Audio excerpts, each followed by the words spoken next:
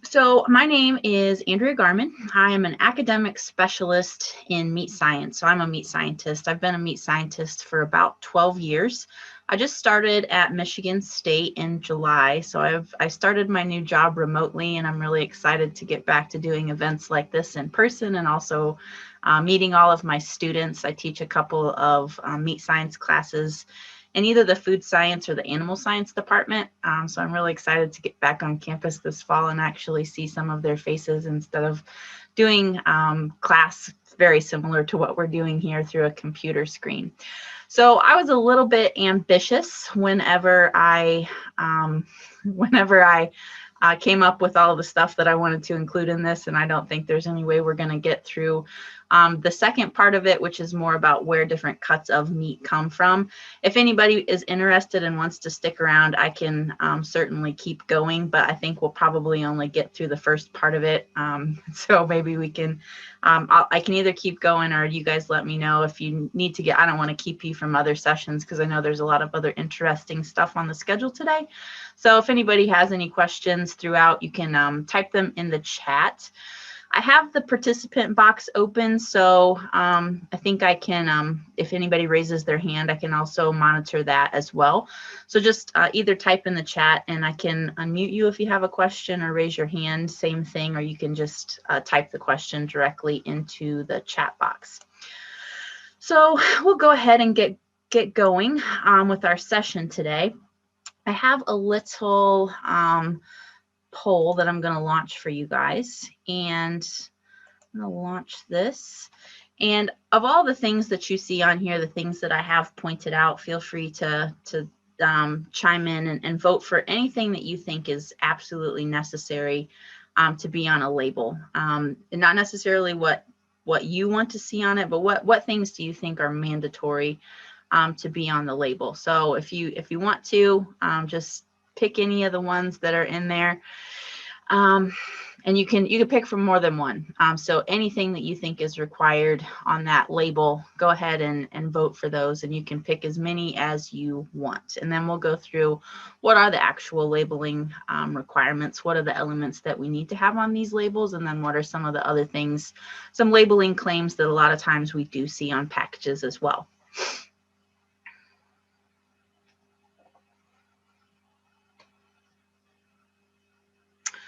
Okay, so we're getting lots of responses for our quality grade. We want to see that, our use or freeze by date, the net weight. Those are the most popular ones. The price. We also see some votes for that. Those are the most popular ones, it looks like. Okay, I'm going to go ahead and I'm going to close this. I'll share that with you guys so you guys can see the most popular ones. The use by and the freeze by date, also the net weight, those are the most popular ones in terms of ones that you guys think are required.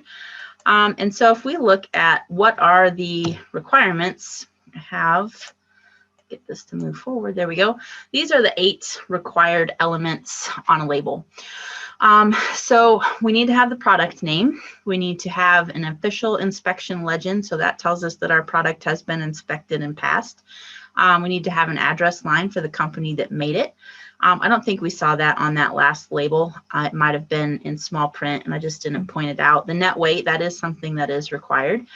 We need to have an ingredient statement. Now, for most meat items, at least for our fresh meat items, they're a single ingredient. So for that, for this particular product, mouse is not working. For this particular product, it's a single item, and that is beef. We haven't added any spices or seasonings or preservatives or anything like that. So we don't necessarily have to have an ingredient statement when it's just a single ingredient. Same thing for pork chops, for lamb chops, for any of our roasts. Anytime it's fresh, you can just list what it is. You don't necessarily need that specific ingredient list. Now, if we do have any allergens, so if we're talking about processed meat products, milk, eggs, soy, tree nuts, peanuts, shellfish, anything like that, we do have to declare those on our label along with our ingredient statement. And then those bottom three, they are required, but we have a little bit of wiggle room for some of them. That handling statement, that's the one that says keep refrigerated or frozen. On chilled product, we need to have that on there. The nutritional information, whenever it's just a single ingredient, we don't necessarily need to have that on there.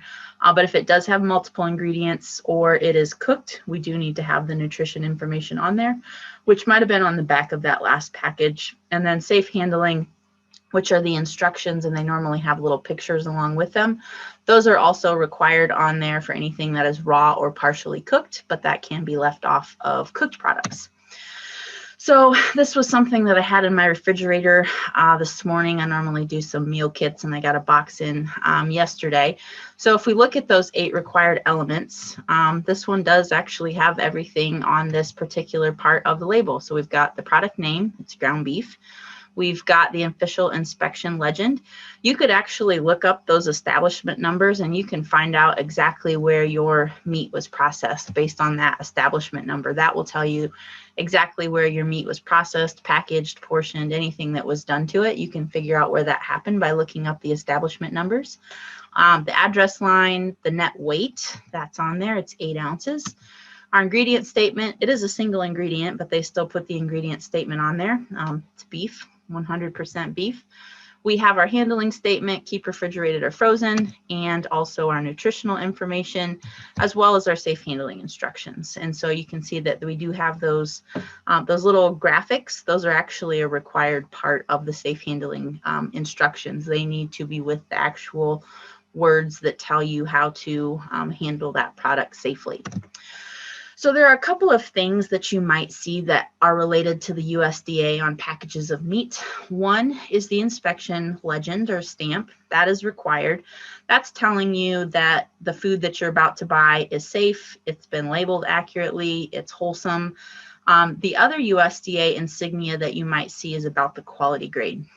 It could be quality or yield, but on a retail package, you would only normally see the quality grade, which are these images down here, this USDA Prime, USDA Choice, and USDA Select. That's giving us an idea of the quality of that product, how well is that piece of meat going to eat, and we'll go through what those different ones mean here in just a second. So inspection is required. The grading is voluntary, but in order for something to be graded, it does have to pass inspection first. So if you do see a grade on there, that would also be another indication that your product is safe to eat because it did have to pass inspection in order for it to be graded. So for our beef quality grades, this is really the only species that you would see quality grades on the packages. You might see quality grades on lamb packages, but most of the lamb that we would have in the US is imported from Australia or New Zealand. So if it is US product, you could see the quality grade, but this would definitely be more applicable to the beef products that you would see in the retail case. So this is going to tell us how tender is this product going to be, how flavorful is it going to be. And it's based on the amount of what we call marbling, which is the little flecks of fat in the muscle. Intramuscular fat, or marbling, is what we refer to it as. And the highest quality grade that it could be is USDA Prime. So if you see something that says USDA Prime on the package, it should have lots of little flecks of fat in it. And that's going to correlate to hopefully really good flavor. More fat means more flavor. And for our second quality grade, our average quality grade, that would be Choice. And we break Choice up into upper 2/3 Choice and lower 1/3. For upper 2/3 Choice, something that we use that for is a lot of our premium branded programs like Certified Angus Beef, if you've ever seen that. It means it has to be at least the best of the Choice grade. And then our last grade that you would possibly see at retail is USDA Select. And that would have the least amount of marbling. So Prime would be the best, and then Choice, and then Select. So here's a few examples of some retail packages of meat that have those stamps on them, where you can see a lot of times it's just a sticker. Sometimes it might be incorporated into the label. A lot of times it's in this shield. I'll just circle that one. A lot of times it's in an actual shield. Sometimes it's just printed as part of the label. So there's one that is Select. A lot of times that's not used as kind of a quality distinguishing characteristic because Select would be the lowest quality grade that you would see at retail, but it's often associated with more lean products. So if you're looking for something with less fat, you might kind of gravitate towards something that is Select because it will have less intramuscular fat, and that's normally related to the external fat around the steak as well. And then choice, all of these three right here are choice, but not all choices created equally. So again, we use kind of that breaking point, upper 2/3 and lower 1/3 choice as a point of differentiation for beef. So even though the certified Angus beef one does not have the choice shield, that is part of the specifications for that particular branded program. So anytime you see a certified Angus beef or a CAB logo on a package of steaks, that means that it is the upper part of the choice grade. And then prime would be the best one that you would possibly see. And this one isn't in a shield, it's just printed as part of the label. But I know I've been into Kroger lately. They've got some USDA prime product. It's normally in like a little vacuum package. That way it's got an extended shelf life. But there is some USDA prime beef floating around in the mid-Michigan area if anybody's interested in trying to track some down. The next thing that I want to go through is some of the different phrases or labeling claims that you might see on a package of meat and what those actually mean. And I think probably the one that's got a lot of misinterpretation is whenever you see meat that is natural, 100% natural, all natural. According to the labeling guidelines, if something says natural, that just means that there's no artificial ingredients or added colors. It is also minimally processed. So whenever you see this on a package of ham, it says 100% natural. Normally in, well, not normally, definitely in little fine print, it's going to say that that means there's no artificial ingredients and it was no more than minimally processed. So there needs to be that qualifying statement as to what natural means. And I think a lot of times people might misinterpret that as that the animals were raised naturally, but it has more to do with how the meat was processed as opposed to how the animals were actually raised. Now, there are a couple of other things that will give you a clue as to how the animals were raised that you could find that on there as well. And one of those would be no hormones added. You could see this on essentially any meat package, on pork, on poultry, on chicken, turkey, beef, lamb, really any of the meat species that you might see at retail.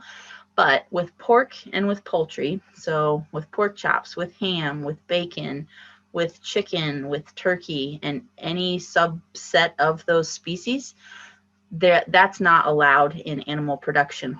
We can't give hormones to pork and poultry species as part of animal production. So since that is against the law to do that, there needs to be this disclaimer that says federal regulations prohibit the use of hormones or something along those lines. So you might see that, for example, on this one, it says no added hormones. But then again, in fine print, it says it's against federal regulations to use hormones in pork production. And so you would see the same thing on any type of poultry package. And it's not just fresh pork. You'd see it on sausage. You'd see it on bacon, ham, any type of pork product. You would see that. Now, for beef, it is allowed. So we can use hormones, normally implants, whenever we're raising cattle for beef. Whenever a company wants to have that statement on their label, they do have to have that process verified. So they go through an auditing process to get that verified that, yes, they are not using hormones or implants to raise the cattle for this particular program. And so that is documented and they are allowed to put that on the label. So that can be on a beef label. You'll probably see it on lamb labels as well. Really, you'll see it on any of the species. It's just that for anything that's pork and poultry, they also have to put that disclaimer that it's against federal regulations to use hormones in pork or poultry, whichever species we're dealing with. Another thing that you might see that is not necessarily related to animal production. We'll get back to another animal production related one in just a second. But another one that you might see is no nitrates, no nitrites added. That is one of the common ingredients that we use for curing meat. whenever we cure meat, one of the things that happens is we end up with this light pink color. That's not the natural color of ham. It goes through a color change whenever we cure meat. So bacon is cured, most hams are cured, corned beef. There's lots of different types. A lot of it's going to be deli meats that are cured, but it goes through this color change. So this would be the color of fresh pork right here. These would be some pork chops. And whenever we go through the curing process, which is normally done by adding sodium nitrate or sodium nitrite, that's how we get that bright kind of light pink color that we're used to seeing with like lunch meat ham. So the USDA defines cured meats as those that have been processed with sodium nitrate or nitrite or potassium nitrate or nitrite. Now, whenever a company wants to say that they have no nitrates or nitrites added, they can say that it is uncured or that it's been cured naturally. Again, they need to put a little disclaimer on there that in this instance, it says that no nitrate or nitrite added except those naturally found in whatever ingredients they might be using. Celery is a very common ingredient that's used for this. It's a precursor to nitrite, so it has a very similar to reaction in terms of changing the color and helping preserve the meat. But we don't actually add any nitrate or nitrite into it. So if you see celery extract, celery juice, or celery powder, that would be why they've added that particular ingredient into it. So you would see this a lot in bacon. A lot of times there's going to be no nitrate, no nitrite, or uncured bacon, both turkey and pork bacon. And then you'd also see this quite often with lunch meat, with different types of hams, maybe with turkey, roast beef. So those would be the most common items. Oh, and for hot dogs too. You probably see it for hot dog products as well. Now they might have added something else, maybe like a cherry extract, and that's going to kind of make it more of that red color for certain types of hot dogs, depending on what species we're talking about. But celery would be the product that's going to elicit the color change in the curing process. So, and one other thing that you might see, I think this is my last one. One other thing that you might see in terms of how the animals were raised would be a USDA organic seal. Now, in order for a food product, so not just meat, any type of food product, to have a USDA organic seal, the ingredients that we use have to be at least 95% organic. So aside from, say, the meat or raw materials, any other spices or seasonings or flavorings or anything else that we add, at least 95% needs to be organic, and it can carry this USDA organic seal. There are a couple of different tiers of organic, but if it's 95% or above, then we can actually put the organic seal on the package. So in order for animals to be certified organic and then the meat to be certified organic, they have to meet the standards set forth by the National Organic Program. So they have a list of specifications for organic. And these are just a few of them. This is not everything, but they do have to consume organic animal feed. It doesn't have to be organic grass. There is organic grain, but they do have to have exposure and be allowed to graze in an organic pasture for at least 120 days out of the year. They also can't be continually confined indoors, and we don't use any growth promotants or antibiotics for cattle that are part of, or any animal that's part of an organic program. Now, vaccines are allowed, so they can be vaccinated. That way it prevents them from getting sick. Now, if an animal would happen to get sick, the producer, they're not going to let them continue to be sick. They will treat them normally, and then they'll just remove them from the organic program. They'll no longer be eligible for that particular program, but producers don't want to see their animals suffer and allow them to continue to be sick, so they would just treat them and then they would remove them from the organic program. So, but animals that are certified through the organic program can't have ever had growth promotants or antibiotics. Where'd we go? Okay. So how are we doing for time? I'm going to do just a real brief introduction on the different, where different cuts of meat come from. I think we have a little bit of time left before we need to wrap up for today. So I think we should be able to get through at least a good chunk of this. But the next part of what we're going to talk about is where the different cuts of meat come from. So I want to start off with just the species in general, just so we know that where does beef come from? Beef comes from cattle. And so this would be what a beef carcass would look like. Pork carcasses, pork, so your pork chops, your bacon, ham, that comes from pigs. And then lamb, like a rack of lamb, a leg of lamb, that comes from sheep. So those are the animals that we're dealing with for the different cuts of meat that we're going to be talking about. And I wanted to get to at least this slide because a lot of times whenever you see how the different cuts of meat are labeled, you may not know where that particular cut of meat comes from. And what makes it even more confusing for consumers is that we don't call the different regions the same thing between the three different major red meat species. So for pork, we call the butt region, we would call that the ham. We call it the leg for lambs, but we call it the round for beef carcasses. So here's our first problem, is that we have a different name for all the same, exact same area on a carcass. It's the same muscles, the same bones, it's just a different species, and we thought it would be cool to call it a different thing. So we have the ham, the leg, and the round. For the next, if we're moving closer to the head of the animal, so we started at the tail and we're moving our way forward towards the head. The next region is the sirloin, and then we have the loin. It's similar between lamb and beef, but for pork, we call this whole section right here, this whole middle section, we call that the loin. And we don't normally rib pork carcasses like we do beef carcasses, partly because we don't grade pork carcasses like we do beef or lamb. And the other thing is this cool part right here. This is called the belly. This is where we get our bacon. We don't want to rib our pork carcasses and cut right into the middle of the belly and ruin the bacon, because everybody loves bacon.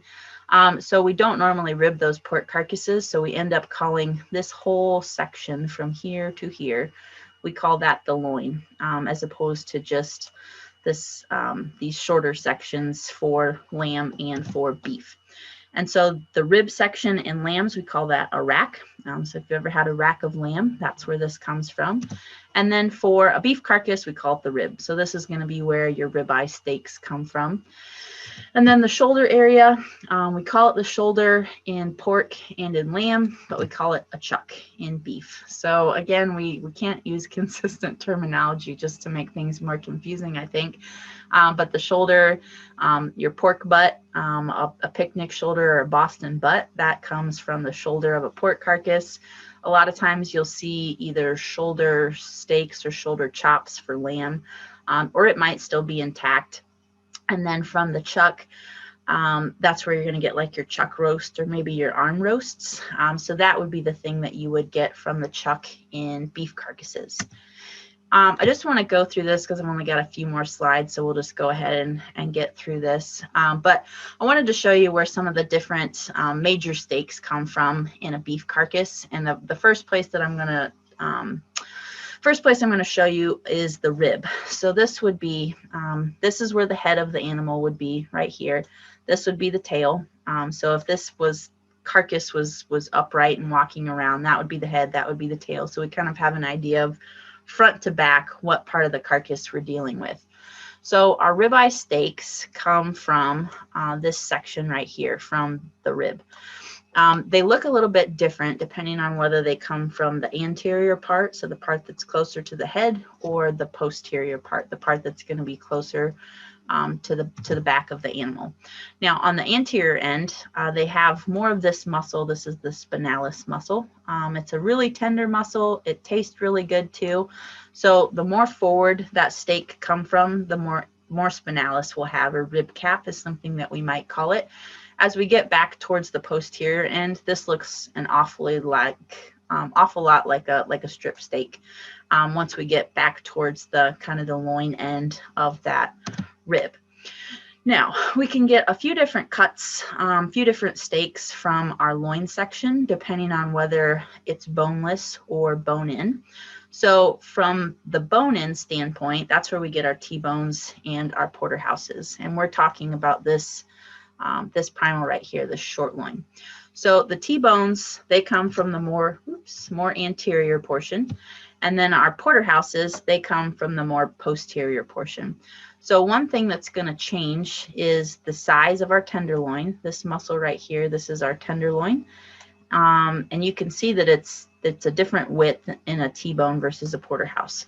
So a T-bone, our tenderloin muscle needs to be at least 1/2 inch wide. And in our porterhouse, our tenderloin is at least 1.25 inches.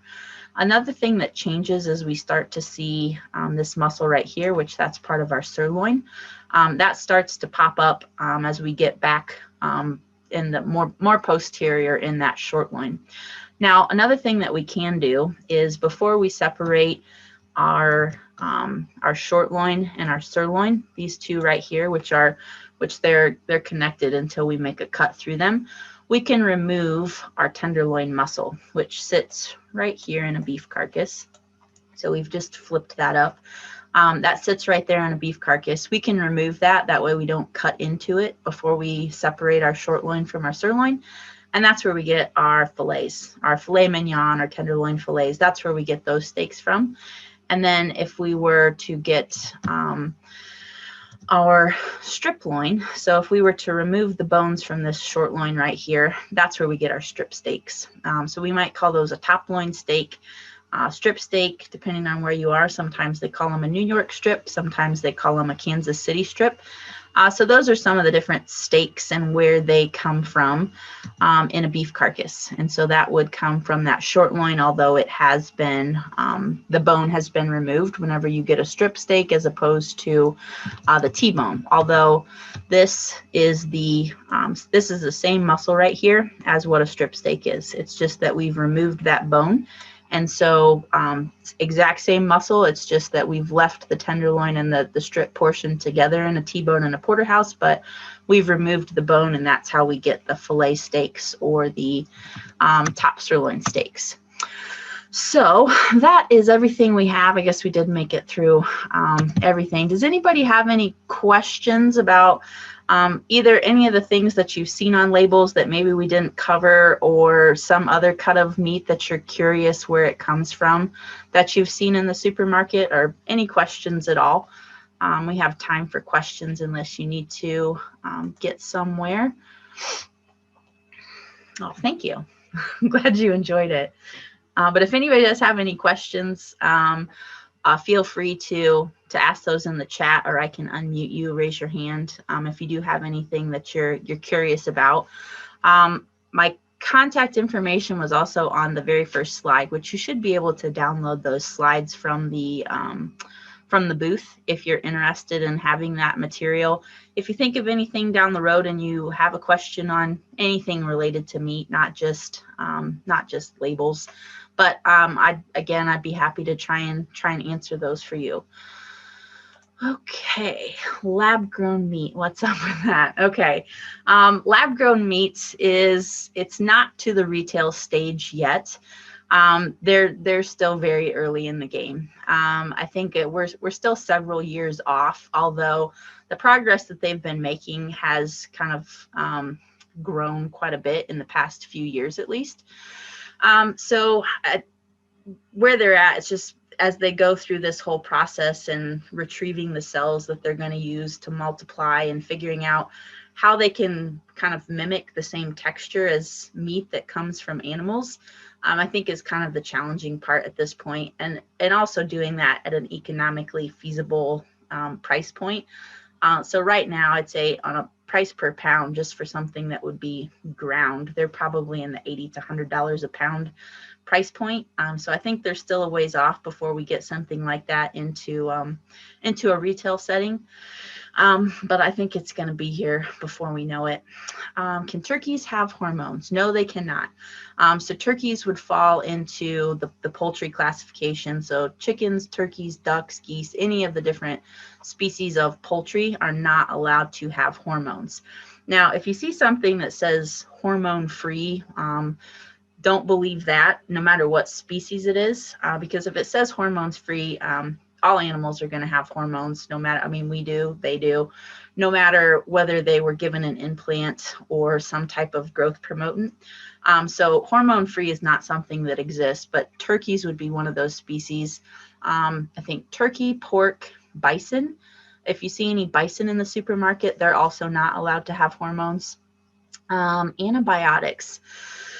I believe they can be given antibiotics. It just depends on how they would be marketing those. And I know hormones, that specifically the hormones is against federal regulations to use hormones for poultry and pork, but they should be able to treat animals if they would get sick.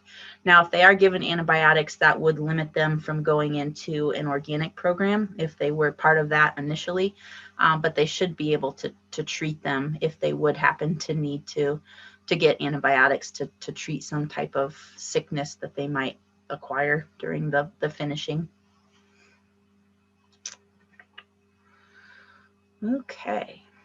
All right. Well, if we don't have any more questions, thank you guys for stopping in and asking some questions. This was fun, and hopefully next year we can do something in person. Oh, we have another question. How often are plants inspected? So anytime that they are, anytime a commercial facility is operating, they are under inspection. I know for like beef and pork and poultry, they have inspectors there throughout the entire shift. They're checking, it varies by species how they're handling that, but for beef and for pork, they're checking the carcass, they're checking the organs, they're checking the heads. They check various, they also check the animals. They have to pass antemortem inspection before they're allowed to even proceed through the harvest process.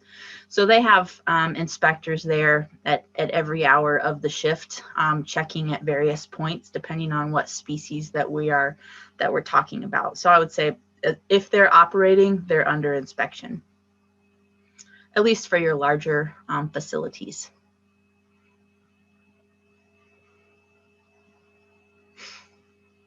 Okay, great questions.